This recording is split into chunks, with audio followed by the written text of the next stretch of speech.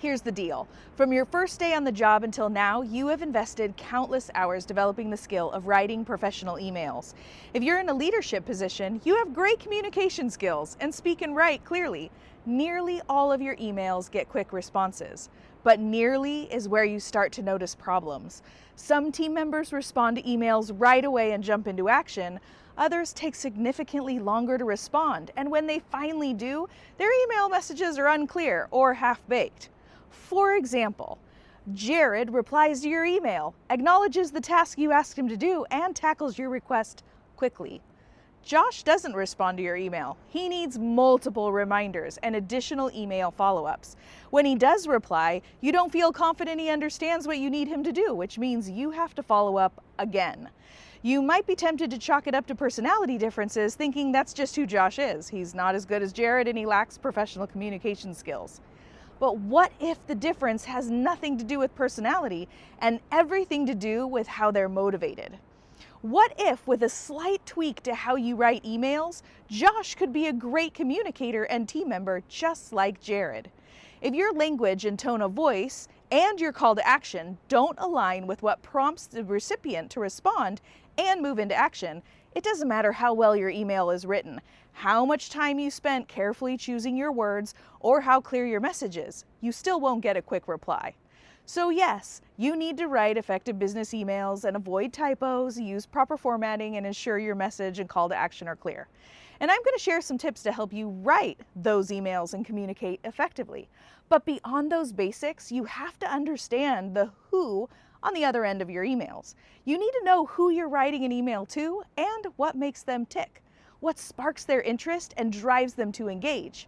When leaders look at an individual's underlying motivations, they can harness that innate drive in their email messaging to not only compel faster, higher quality responses, but also drive meaningful action. And because anyone can tap into motivation with MCode, this is a skill anyone can learn and apply to become better communicators and get better results. For example, let's say you need to share information about a new business initiative Jared and Josh will be working on. You need them each to respond and do something specific. If you're like most people, you open up a new email message, add them both to the to field, and write one email to save time. One email with the same message, however, assumes those two people receiving the email are the same, and that they'll digest your message and respond in the same ways. The problem is they're not the same. Jared and Josh might be motivated in very different ways, which means a one-size-fits-all approach isn't going to work. If Jared is a driver motivated to overcome obstacles and get things done, emails asking him to tackle a challenge or complete a project land right in his sweet spot. With his driver tendencies, he'll have a natural advantage, which means he'll respond quickly and dive in.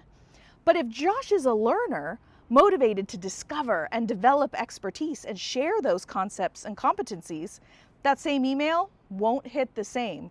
If he sees no opportunity for learning or sharing in your message or call to action, it won't spark interest.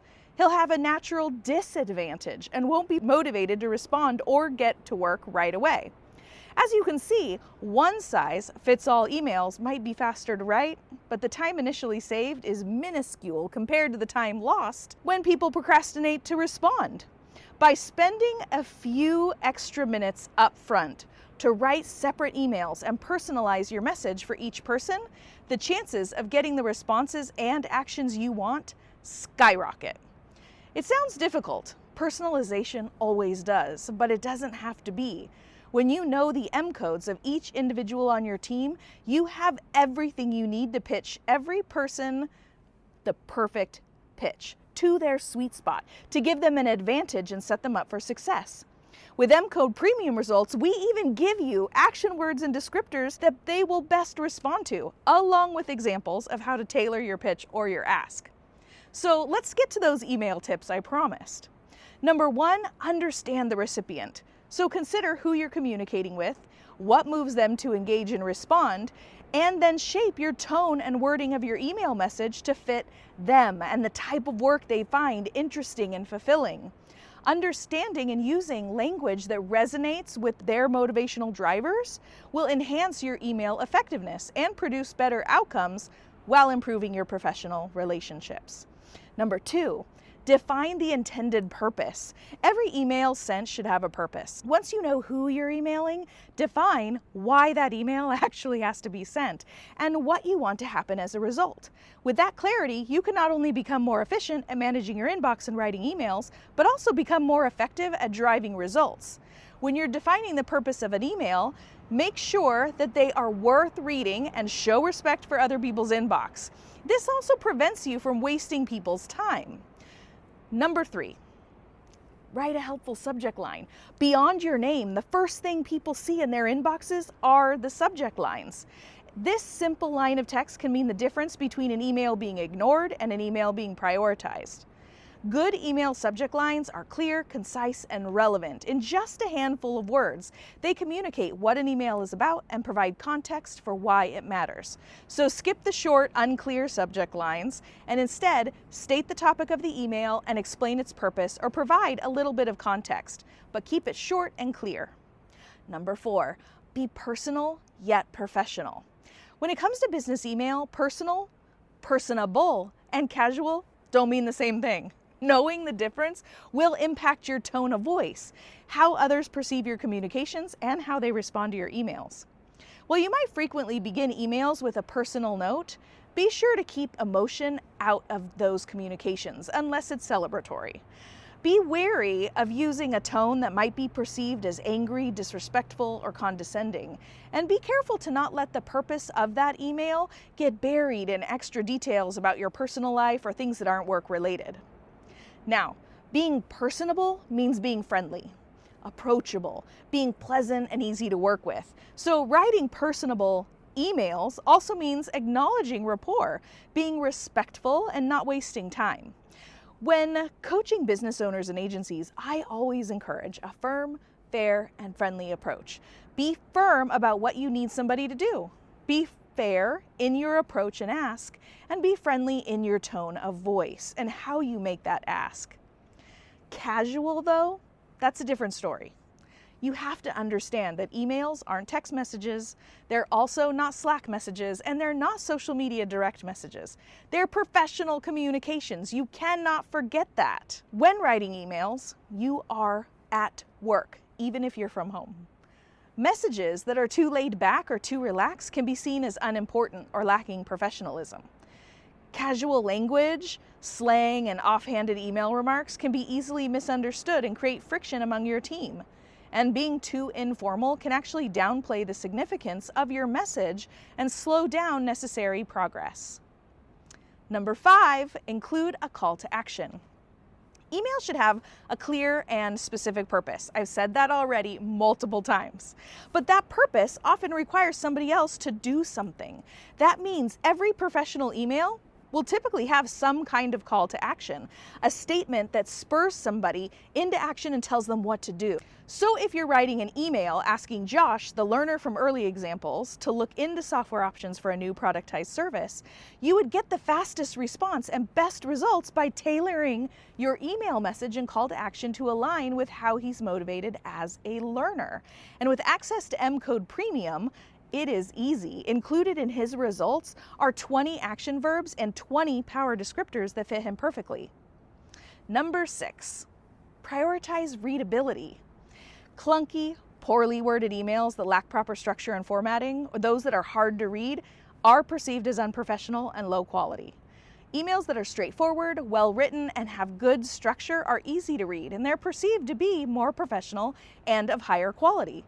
When writing work emails, pay attention to how you open and close that message, the flow of the message, and how content is formatted. Remember, many people quickly scan an email to see if it's worth their time reading and responding, and many read emails on their phones, so they're probably also distracted. So if an email feels hard to read, chances are they might delay responding it or put off dealing with it until later. It's important that you make your emails easy to read by presenting information in a logical order and making time to improve readability. So keep your emails short and to the point. According to HubSpot, that means limiting email length to about 75 to 125 words. Use simple, plain language. Don't use buzzwords, don't use jargon, don't use big, complicated words. And use short paragraphs of just 1 to 3 sentences and put a space between each paragraph. Also use bullet or numbered lists whenever you can to make your message more scannable. And use basic typefaces and stick to just one. If you need to make something stand out, don't change the font. Just use bold styling to focus attention on those specific details. And number 7 is to proofread every email that you send. Even if you get every other part of writing a professional business email right, it's not a good look if your message has spelling and grammatical errors or the wrong tone of voice. While a few typos might not prevent somebody from opening and reading and replying to an email, it can shape their perception of your abilities and professionalism. So before clicking send, always proofread it. Check for spelling and grammatical errors. Read your email out loud. If you get tripped up anywhere, then you know it needs to be edited. And while reading it out loud, peek between the lines. Make sure that your tone of voice is represented accurately. If you're reading your email out loud and it feels harsh, chances are the other person reading it is going to feel the same way. If there's one thing you take away from this video, I want it to be the importance of understanding who you're communicating with. Organizations, agencies, leaders, and teams that invest in really seeing and understanding their people, like who they are and how they're naturally wired to contribute and what drives them to go all in and get great results, can leverage that understanding to set their teams and every individual in their workforce up for success. And yes, they can also write better emails. Here's the thing. What I really want you to understand even more is that Motivation Code can help you advance your people and your business. So reach out, book a conversation with our team to talk about empowering your team. Visit motivationcode.com to learn more.